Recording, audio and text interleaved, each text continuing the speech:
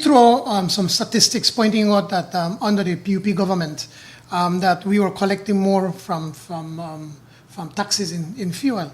But that could be a clear indication that at that time the economy was growing. People were spending money, people were traveling, people were investing. Construction was on the rise. So obviously there's going to be more need and more use for fuel. But I believe that the Prime Minister is being disingenuous when he tells you that, one, he has to wait until the budget for him to be able to see if he can do anything. And also then to tell you that he still is at a loss as to how he can bring down the cost of fuel. Well, I will give him one simple example, one solution on how he can bring down the cost of fuel. When he came up with the new windfall tax, the experts were recommending to the Prime Minister, and I know because I was also involved just before that when we were in government, the experts were recommending to set the windfall tax at $60 US. The Prime Minister, despite that recommendation, decided to put it at $90. If he would have put it at $60, or he can put it at $60 right now, he claims that anything over that threshold, it's 50-50, we share it. The people at B&E are exporting about 1.4 million barrels a year. And if we could have, let's average it at $80 a barrel, although it's almost $90 a barrel.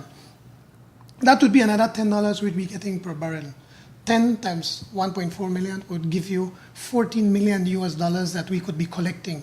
So the Prime Minister could easily reduce the windfall tax from $90 a threshold to $60. And then that extra tax that he'd be getting, then he could apply directly to fuel so that we can reduce the cost of fuel to the Belizean people. That would allow them Belizeans to be able to travel more, to be able to invest, transportation. It has a direct impact in the lives of our Belizeans.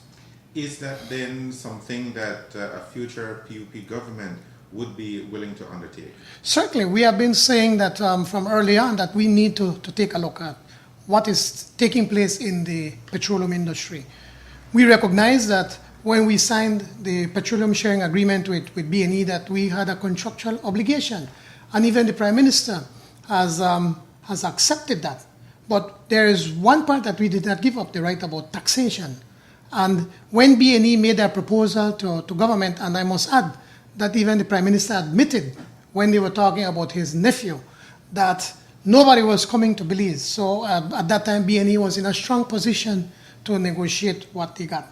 But that aside, I said the issue with B&E is that we know that the government has not given up the right to tax, and that we should look at a way how Belizeans can get a just share of the petroleum that is rightfully for our Belizeans.